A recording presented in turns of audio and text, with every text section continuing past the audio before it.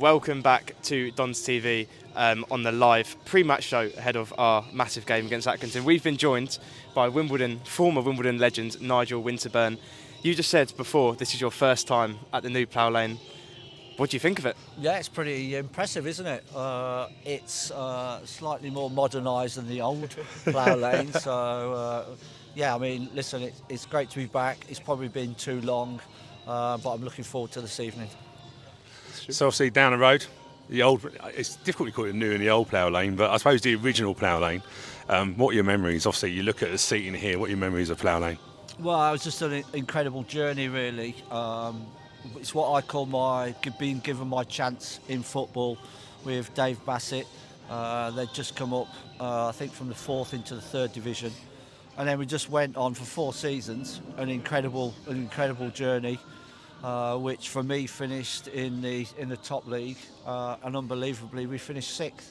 And I think every single season I was there, we were favourites for relegation, but we ended up getting promotion through 3 of those into the top division, and then that final finish was incredible. And basically, I was just really preparing for the next season, and then all of a sudden, I got a call from Samerman saying that they'd accepted a couple of offers.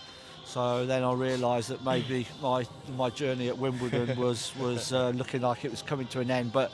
It was a fabulous experience in such a rickety old ground, but the good thing about it is I think it intimidated a lot of teams. Yeah. Linking back to as obviously you went to Arsenal after leaving Wimbledon. What was the difference between Arsenal and Wimbledon back then? What a question! And what were your biggest memories at Arsenal? Because you obviously went to play for England under 21s also after.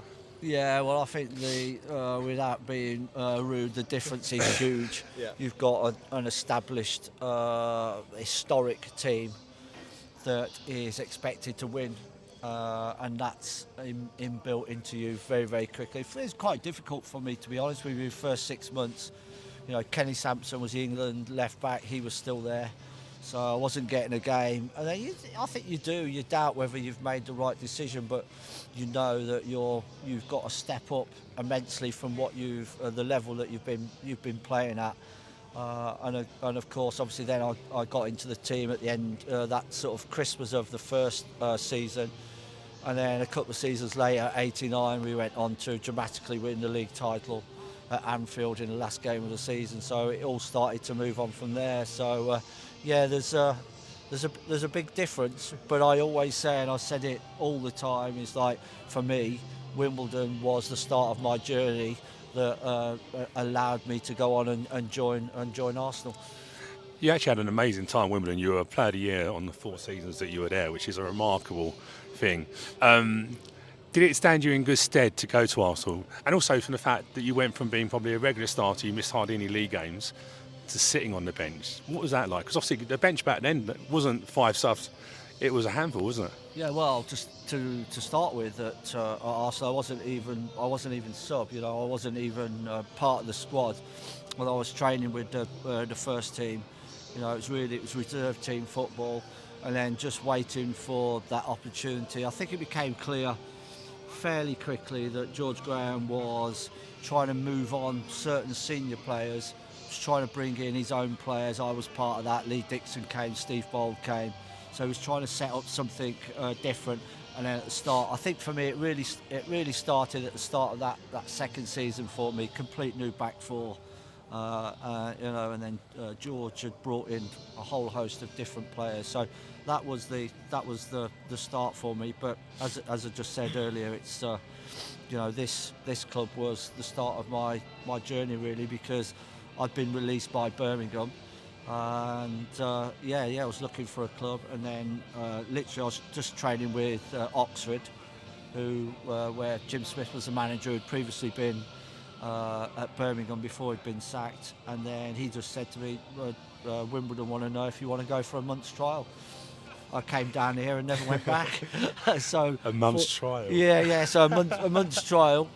You know, all through the pre-season, and then, as you say, and then 4 years later, up through those divisions and player. Well, I suppose when there's only 6,000 voting, it's not so hard to get it 4 years running. If you link with the crowd well at Wimbledon at that time, you knew you had a good chance. Looking back at the Wimbledon story since you left, we've had many promotions back to, well, up to League One, got relegated down to League Two in Kings Meadow, back at Plough Lane. How proud are you that the club has just advanced so much? Well, first of all, I mean, to me, I was so angry when it's almost as if Wimbledon were used as a franchise to become the MK Dons. That for me was totally wrong. And then you've the reforming of AFC Wimbledon, and then obviously you're hoping that they can, get that funding, progress back up through the leagues, and then probably hopefully this is the start of a new journey for them. Yeah, it's difficult because you need money to progress. You're also building a new stadium, and I've got to say it looks pretty impressive. But as I say all the time, if you want to get that interest back in your club, then your team has to be successful, and hopefully, Wimbledon, the AFC Wimbledon now can move on and try and be successful. I don't know what the club's ambitions are, but the bits I've seen this season so far, I think they can easily finish in the promotion playoffs. Let's hope so. Yeah, I really do believe that in what I've seen in the results.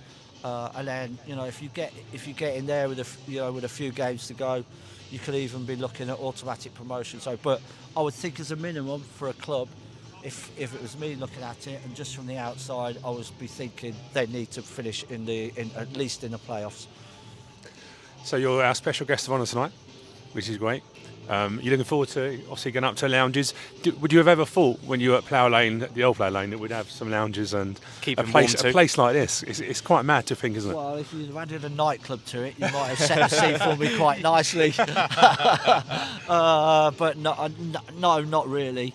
Because as I said to you, for me, obviously when it was moved to MK Dons, and then I followed the story of looking at the stadium. Was it going to be built? Wasn't.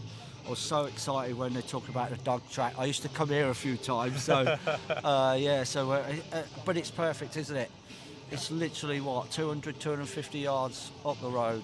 It's an absolutely it's a perfect site, and hopefully, as I said before, team successful if they can push back up, get promoted, then you get more following. Then you have to start increasing your stadium, which I would think would be the aim of the club. But yeah. I think first of all, the most important thing is to be stable. When you're stable, you can look at other things. Brilliant. Finally, if we could get your thoughts on what you think is going to happen tonight, and then end us off with a score prediction. Boy, oh boy, you put me on the spot pretty quickly. Are you already? Boy, oh boy, wow. Wimbledon, AFC Wimbledon were impressive in the last game. But Accrington have picked up, haven't they? Big time. They've had a good run, but you know what? I can't say anything else. But I'm going 3-1. Amazing. Well, Nigel, thank you for joining us, and we'll let you get into the warmth of hospitality. Thank you. And if it's not 3-1, cut that bit out.